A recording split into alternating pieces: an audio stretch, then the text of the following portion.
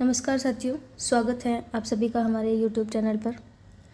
तो आज हम राजस्थान की प्राचीन सभ्यताओं संबंधी 20 महत्वपूर्ण प्रश्नों को जानेंगे। हमारा पहला प्रश्न है, कालीबंगा सभ्यता के नगर नियोजन के संबंध में निम्नलिखित कथनों पर विचार कर असत्य कथन का चुनाव करना है।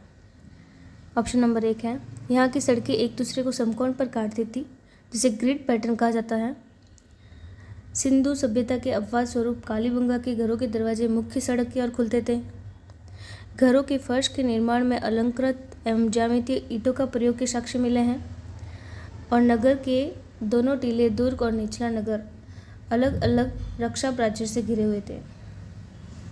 तो इसमें हमें असत्य कथन बताना है, तो इसका आंसर है 2, यानी पहला कथन सत्य है, तीसरा भी सत्य है और चौथा भी सत्य है। दूसरा कथन असत्य है। दरवाजे की दिशा कालीबंगा में सिंधु सभ्यता के अन्य नगरों की तरह घरों के दरवाजे मुख्य सड़क की ओर न खुल के पीछे संकरी गलियों या पिछवाड़े की तरफ खुलते थे। मुख्य सड़क की ओर दरवाजे खुलने का एकमात्र अपवाद लोथल सभ्यता गुजरात में मिलता है। अगला प्रश्न है, कालीबंगा की जल निकास व्यवस्था के संदर्भ में निम्नलिखित में से कौन सा कथन सर्वथा सत्य है। ऑप्शन नंबर 1 है, यहाँ अन्य हड़प्पा नगरों की तुलना में जल निकास प्रणाली अत्यंत सुव्यवस्थित और उन्नत थी। यहाँ घरों के गंदे पानी की निकासी हेतु लकड़ी को खोखला कर बनाई गई नालियों के साक्ष्य मिले हैं। कालीबंगा में केवल तांबे से निर्मित ढकी हुई नालियों प्रयोग में लाई जाती थी। और चौथा ऑप्शन है, घरों की नालियों के अवशेष यहाँ बिल्कुल भी प्राप्त नहीं हुए हैं। तो इसका आंसर है नंबर 2, यहाँ घरों के गंदे पानी की निकासी हेतु लकड़ी को खोखला कर बनाई गई नालियों के साक्ष्य मिले हैं। लकड़ी की नाली कालीबंगा सभ्यता की सबसे अनूठी और विशिष्ट विशेषताओं में से एक है लकड़ी का नाली का प्रमाण मिलना। लकड़ी की सतह को अंदर से खोखला करके नाली नुमा पाइप के रूप में व्यवस्थित किया जाता था और घरों का पानी बाहर निकालने के लिए लकड़ी तथा कुछ स्थानों पर पक्की ईंटों व पत्थरों का उपयोग किया जाता था। अगला प्रश्न है, किस सुप्रसिद्ध इतिहासकार ने कालीबंगा के रणनीतिक एवं पुरातात्विक महत्व को देखते हुए इसे सिंधु घाटी साम्राज्य की तृतीय राजधानी कहा है। गौरीशंकर हीराचंद ओझा ने, डॉक्टर दशरथ शर्मा ने, कविराज श्यामदास ने या दयाराम साहनी ने। तो इसका आंसर है डॉक्टर दशरथ शर्मा ने। सिंधु घाटी साम्राज्य की तृतीय राजधानी सुप्रसिद्ध इतिहासकार डॉक्टर दशरथ शर्मा ने कालीबंगा के समृद्ध पुरातात्विक विन्यास और इसके प्रशासनिक नियंत्रण के साक्ष्यों के आधार पर इसे इस रूप में प्रतिपादित किया है। अगला प्रश्न है, कालीबंगा के पुरास्थल से प्राप्त अग्निकुंडों या अग्निवेदिकाओं के संदर्भ में कौन सा तथ्य वैज्ञानिक रूप से सत्य है। मिट्टी के ऊंचे चबूतरे पर एक कतार में आयताकार 7 अग्निकुंड प्राप्त हुए हैं। ये अग्निकुंड केवल घरों के बंद शयन कक्षों के अंदर बने हुए थे। इन अग्निकुंडों में केवल सूती कपड़े के जले हुए टुकड़े प्राप्त हुए हैं या यहाँ से प्राप्त अग्निकुंडों की संख्या 9 है। तो इसका सही आंसर है नंबर 1। यहाँ पर मिट्टी के ऊंचे चबूतरे पर एक कतार में कुल 7 अग्निकुंड प्राप्त हुए हैं। कालीबंगा के दुर्ग या टीले पश्चिमी टीले के दक्षिणी भाग में मिट्टी की ईंटों के बने चबूतरे प्राप्त हुए हैं। ये कुल 7 आयताकार वर्गाकार कुएनुमा अग्निकुंड वेदिकाएं मिली है। यहाँ पर पशु बलि के साक्ष्य भी प्राप्त हुए हैं तथा ये साक्ष्य ये दर्शाते हैं कि कालीबंगा के लोग अनुष्ठान प्रिय और धार्मिक रूप से व्यवस्थित थे। हमारा अगला प्रश्न है, उदयपुर जिले में स्थित आर्य सभ्यता को स्थानीय लोग किस नाम से पुकारते हैं और इसका अर्थ क्या है। ऑप्शन नंबर 1 है, धूलकोट, मिट्टी या रेत का टीला, मुर्दों का टीला, काली चूड़ियाँ या ताम्रपुरी। तो इसका सही आंसर है धूलकोट, रेत या मिट्टी का टीला। बनास नदी घाटी क्षेत्र में स्थित आहड़ सभ्यता, स्थानीय भाषा में इसे धूलकोट अर्थात मिट्टी या धूल का टीला कहा जाता है। आहड़ सभ्यता का ऐतिहासिक नाम 10वीं और 11वीं शताब्दी के प्राचीन शिलालेखों में इस स्थल को अघाटपुर या अघाट दुर्ग के नाम से संबोधित किया जाता है। यहाँ पर तांबे के उपकरणों के मिलने और तांबा गलाने की भट्टियों की उपस्थिति के कारण प्राचीन काल में ताम्रवती नगरी भी कहा जाता था। हमारा अगला प्रश्न है, आहड़ सभ्यता के उत्खनन से अनाज संग्रहण हेतु विशाल मिट्टी के कोट मृदभांड प्राप्त हुए हैं। इन्हें स्थानीय भाषा में क्या कहा जाता है?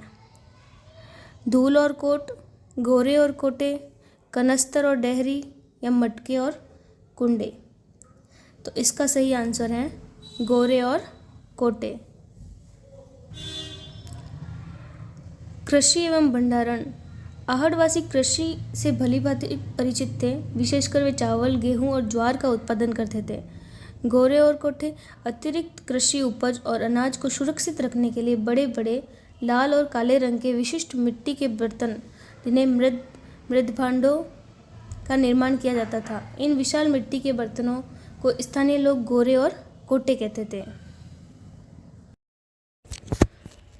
हमारा अगला प्रश्न है, आहड़ सभ्यता से प्राप्त ताम्र उपकरणों और धातु विज्ञान के संबंध में कौन सा कथन असत्य है? यहाँ से तांबा गलाने की प्राचीन भट्टियाँ और अवशेष प्राप्त हुए हैं। यहाँ तांबे की 6 मुद्राएं और 3 मोहरें प्राप्त हुई है। यहाँ के औजारों में तांबे के साथ साथ लोहे का संघन मिश्रण पाया जाता है। यहाँ एक मुद्रा पर यूनानी देवता अपोलो का चित्र अंकित मिला है। तो इसमें हमें असत्य कथन बताना है। तो इसका सही आंसर है नंबर 3। यहाँ के औजारों में तांबे के साथ साथ लोहे का सघन मिश्रण पाया गया। यह कथन असत्य है।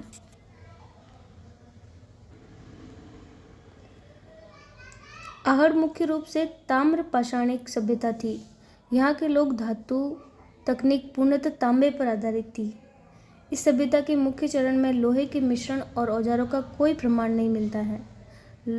यूनानी सिक्का, यहाँ से प्राप्त एक यूनानी सिक्के पर एक और त्रिशूल तथा दूसरी ओर हाथ में तीर लिए यूनानी देवता अपोलो अंकित हैं, जो प्राचीन वैदेशिक संपर्कों को स्पष्ट करता है। और यहाँ प्रचुर मात्रा में मिली भट्टियाँ सिद्ध करती है कि तांबा गलाना यहाँ का मुख्य उद्योग था।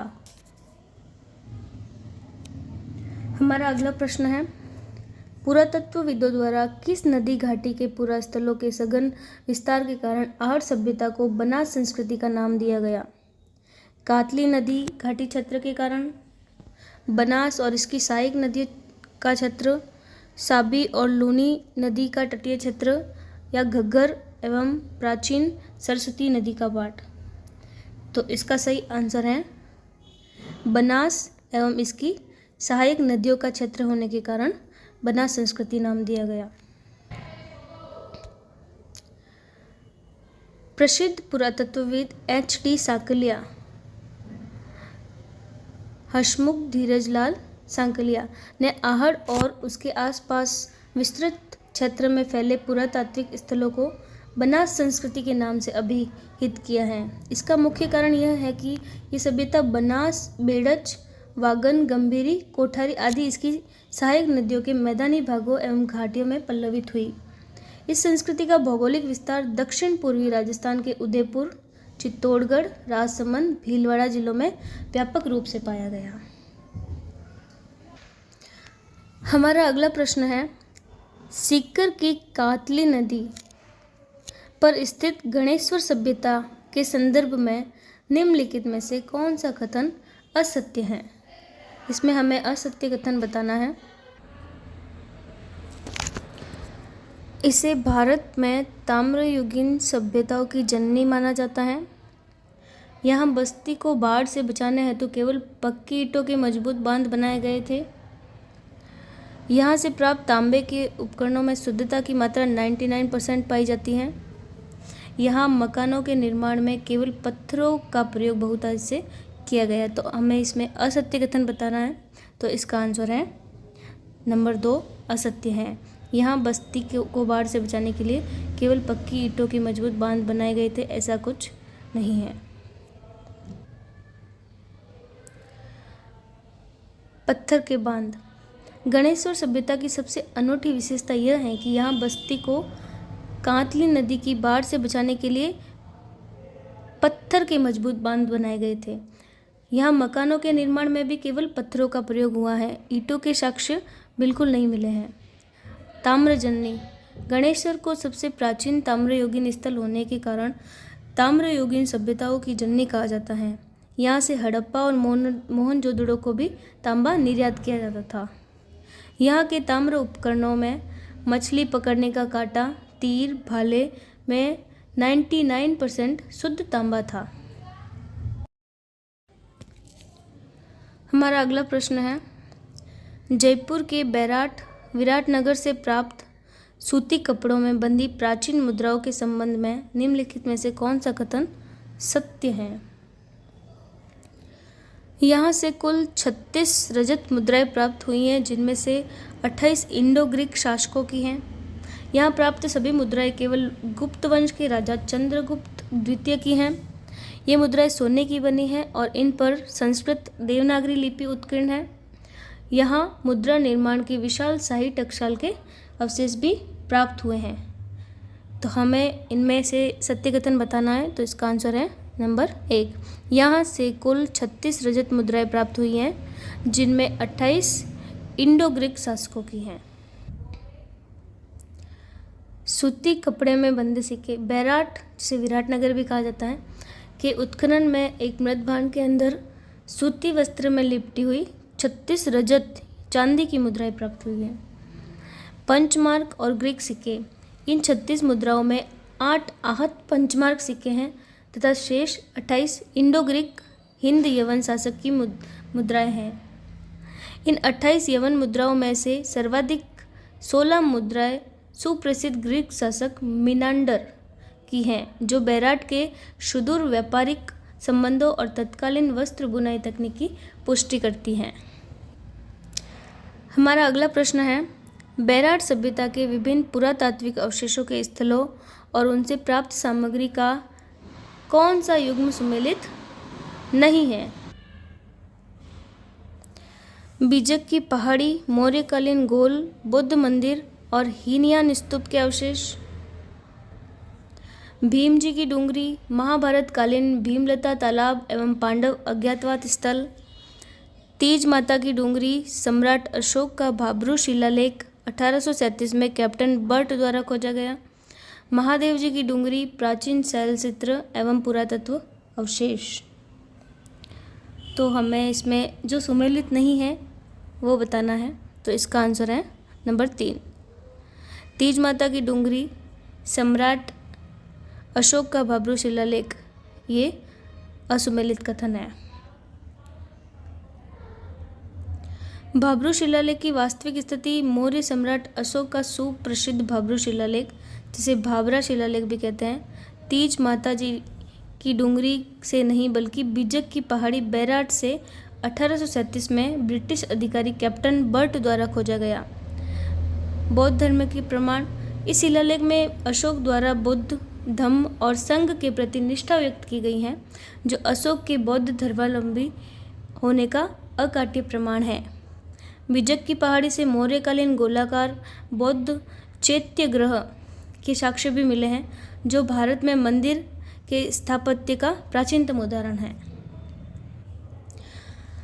हमारा अगला प्रश्न है, राजस्थान के किस पुरातात्विक स्थल को सिंधु सभ्यता से पूर्व के समान अवशेषों के कारण कालीबंगा प्रथम के नाम से जाना जाता है।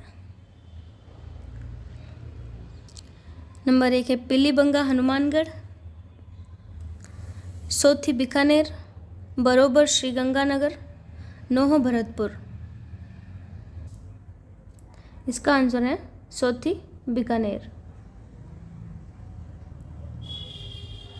सोथी सभ्यता की खोज बीकानेर में स्थित सोथी पुरास्थल की खोज वर्तमान सर्वप्रथम 1953 में अमलानंद घोष द्वारा की गई थी।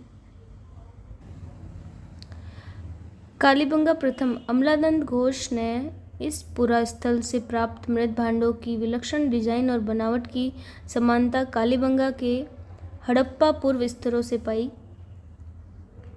इसी आधार पर उन्होंने सोथी को कालीबंगा प्रथम नाम दिया।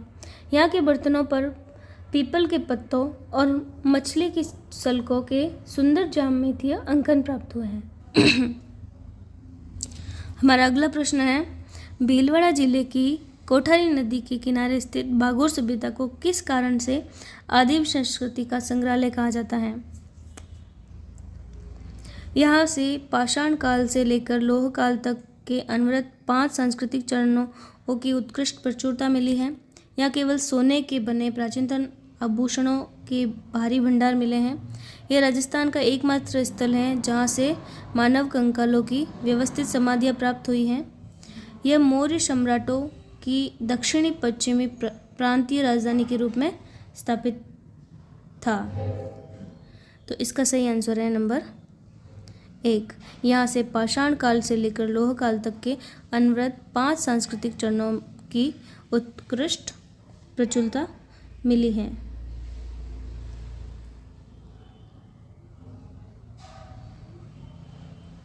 आदिम संस्कृति का संग्रहालय बागोर भीलवाड़ा का उत्खनन डॉक्टर वीरेंद्रनाथ मिश्र VN मिश्र के निर्देशन में हुआ।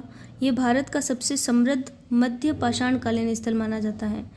यहाँ पशुपालन के साक्ष्य मिले हैं। बागोर तथा आदमगढ़ मध्य प्रदेश भारत के वे 2 प्रमुख स्थल हैं जहाँ से पशुपालन के सबसे प्राचीनतम साक्ष्य प्राप्त हुए हैं।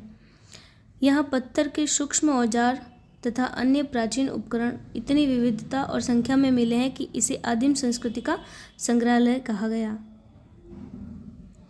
हमारा अगला प्रश्न है, उदयपुर की वल्लभनगर तहसील में स्थित बालाथल पुरास्थल के संबंध में निम्नलिखित में से कौन सा कथन सत्य है?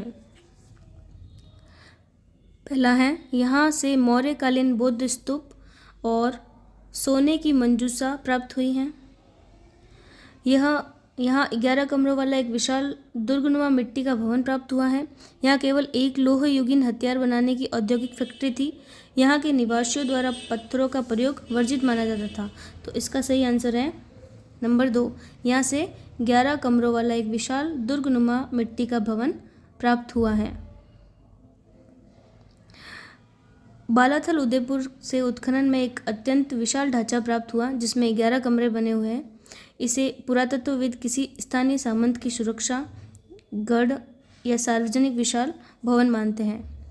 यहाँ पर सूती वस्त्र के प्रमाण प्राप्त हुए हैं। बैराट के अतिरिक्त बालाथल राजस्थान का दूसरा महत्वपूर्ण स्थल है जहाँ से हाथ से बुने हुए सूती कपड़ों के साक्ष्य मिले हैं। यह भी एक ताम्र पाषाणिक स्थल है जो आहड़ संस्कृति का ही पश्च विस्तार माना जाता है। यहाँ से कुष्ठ रोग के प्राचीनतम साक्ष्य वाले मानव कंकाल भी मिले हैं। हमारा अगला प्रश्न है, हनुमानगढ़ जिले में स्थित रंगमहल सभ्यता से प्राप्त कलात्मक कृतियों पर मुख्य रूप से किस विदेशी कला का प्रभाव स्पष्ट परिलक्षित होता है? नंबर 1 है विशुद्ध रोमन और ग्रीक शैली का प्रभाव, गांधार मूर्तिकला शैली एवं कुषाण प्रभाव, ईरानी स्थापत्य और गुंबद निर्माण शैली, चोल और द्रविड़ वास्तुकला का प्रभाव। तो इसका सही आंसर है गांधार मूर्तिकला शैली और कुषाण प्रभाव। स्वीडिश दल का उत्खनन। रंगमहल हनुमानगढ़ का उत्खनन 1952 से 54 में स्वीडन के प्रसिद्ध पुरातत्वविद डॉक्टर हन्ना रेड के निर्देशन में किया गया था। यहाँ से यशोदा कृष्ण की मृण मूर्ति प्राप्त हुई है। यहाँ से कुषाण काल और गुप्त काल की संस्कृतियों के उत्कृष्ट अवशेष मिले हैं। यहाँ से गांधार कला शैली की उत्तम मिट्टी की मूर्तियाँ प्राप्त हुई हैं जिनमें श्री कृष्ण द्वारा गोवर्धन पर्वत उठाए गए तथा माता यशोदा की प्रतिमाएं शामिल हैं। यहाँ से कुषाण सम्राट कनिष्क और हुविश्क के सिक्के बड़ी संख्या में प्राप्त हुए हैं। हमारा अगला प्रश्न है, आहर सभ्यता के सर्वप्रथम अन्वेषण और उसके बाद हुए उत्खननकर्ताओं का सही कालानुक्रमिक क्रम कौन सा है? नंबर 1 है R.C. Agarwal, Akshay कीर्तिव्यास, H.D. Sankalia. Akshay कीर्तिव्यास, R.C. Agarwal या H.D. Sankalia. H.D. Sankalia, Akshay कीर्तिव्यास, R.C. Agarwal या अक्षय कीर्तिव्यास, H.D. साकलिया, R.C. अग्रवाल। तो इसका सही आंसर है नंबर 2। इसका सही क्रम है, सबसे पहले अक्षय कीर्तिव्यास 1953 में, उसके पश्चात R.C. अग्रवाल ने 1956 में और उसके बाद H.D. साकलिया ने 1961 से 62 में उत्खनन करवाया था।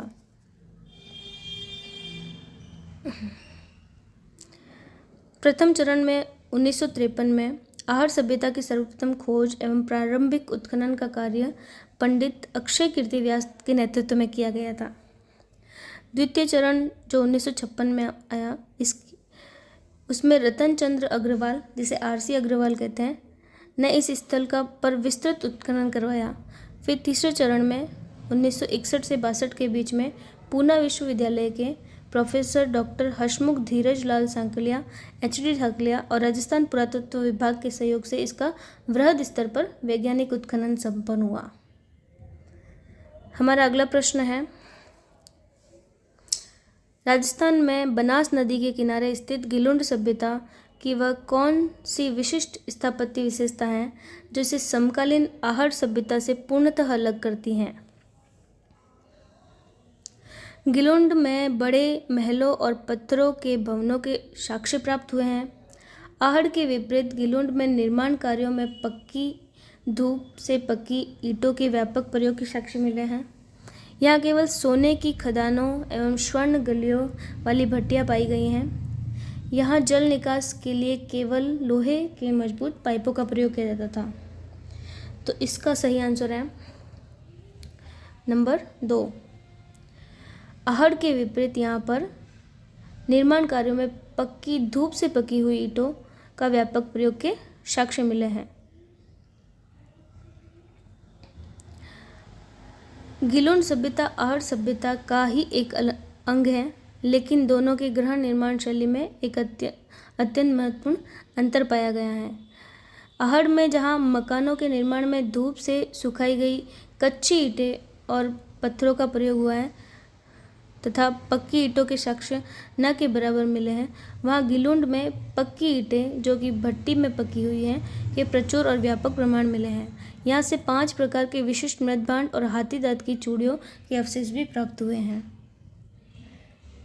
हमारा अगला प्रश्न है, हड़प्पा सभ्यता के किस एकमात्र स्थल से दोहरे परकोटे अर्थात दुर्ग और निचले नगर को अलग अलग सुरक्षा दीवारों से घेरने के स्पष्ट साक्ष्य मिले हैं? बागोर भीलवाड़ा, कालीबंगा हनुमानगढ़, बालाथल उदयपुर या ओजियाना भीलवाड़ा। तो इसका सही आंसर है कालीबंगा हनुमानगढ़। सिंधु घाटी सभ्यता के अधिकांश नगरों में केवल पश्चिमी टीला, जहाँ शासक वर्ग रहता था, ही सुरक्षा दीवार और परकोटे से सुरक्षित होता था, जबकि पूर्वी टीला, जिसे निचला नगर कहते हैं, वो खुला होता था। कालीबंगा एक ऐसा अनूठा स्थल है जहाँ दुर्ग टीला और निचला नगर दोनों ही अलग अलग सुदृढ़ प्राचीर से सुरक्षित किए गए थे।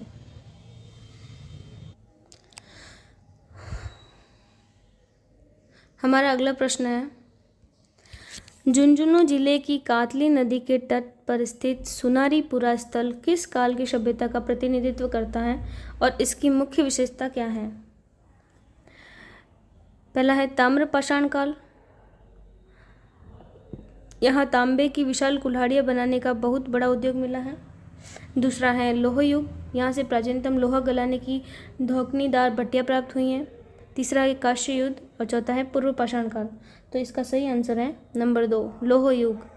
यहाँ से प्राचीनतम लोहा गलाने की धौकनीदार भट्टियाँ प्राप्त हुई हैं।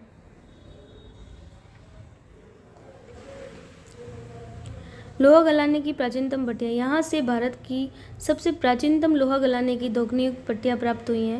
ये सिद्ध करता है कि तत्कालीन समय में यहाँ लौह अयस्क से शुद्ध लोहा बनाने और उससे हथियार और कृषि उपकरण बनाने की परिष्कृत तकनीक विकसित हो चुकी है। हमारा अगला प्रश्न है,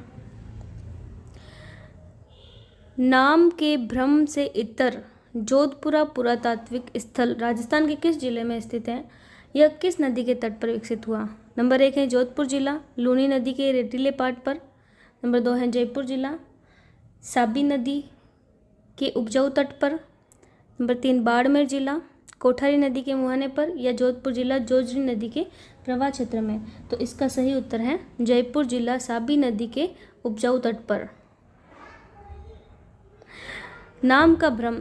अक्सर अभ्यर्थी नाम के भ्रम के कारण जोधपुरा पुरास्थल को जोधपुर जिले में मान लेते हैं, जबकि वास्तविक रूप से जोधपुरा पुरास्थल जयपुर जिले में साबी नदी के किनारे स्थित है। यहाँ पर काले चमकीले मृदभांड और लोहा गलाने वाली भट्टियां भी प्राप्त हुई हैं। यहाँ से प्राप्त मौर्यकालीन अवशेष इस क्षेत्र के तत्कालीन प्रशासनिक और व्यापारिक महत्व की पुष्टि करते हैं।